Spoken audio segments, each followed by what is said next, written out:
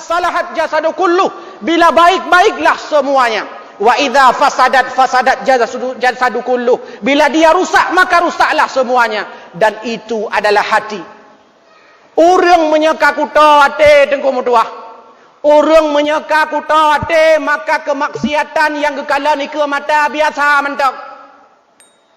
Tidak wayah menyeka kuta ate, gekala nanu ana semayang biasa mentok. Gekalan perumah anak semayang biasa mentang. Gekalan anak buka aurat biasa mentang. Pujut tengku ate kuta. Tidak pemimpin gekalan rakyat anak semayang biasa mentang. Tidak pemimpin gekalan rakyat main game ura malam 20 jam mbak wifi hantam getam gotai gekalan biasa mentang. Nyan wap pemimpin nyan ate kabuta. Hatinya sudah rusak.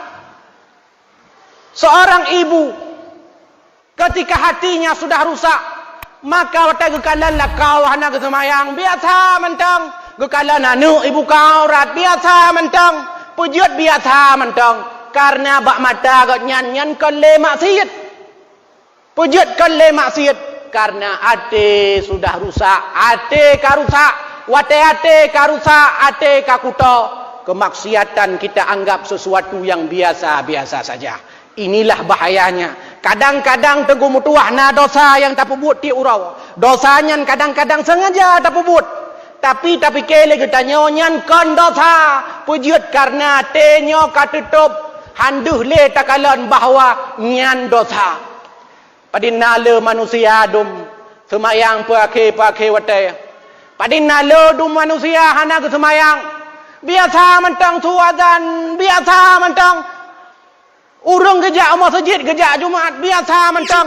Tanya tajak ba Jumaat uronyo nyo tajak ke depa jalan na uru agam yang ka balik ka urung pungo. Uru agam ka balik warah wajib jak Jumaat. Han gejak Jumaat pujut karena ate gatnyan ka rusak.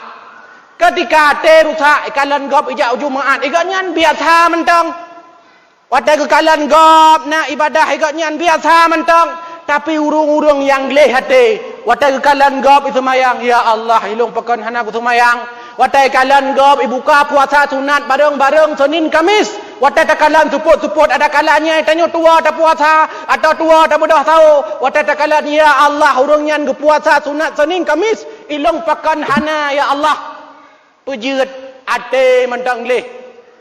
Tapi menyate kakuto, maka setiap peristiwa yang dia lewati, setiap persoalan yang dia hadapi, dia melihat biasa-biasa saja.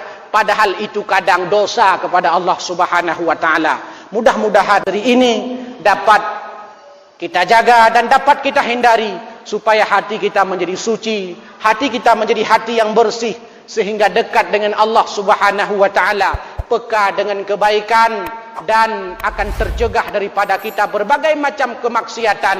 Baik kemaksiatan yang sifatnya sesama manusia atau kemaksiatan yang dilakukan kepada Allah Azza wa Jalla.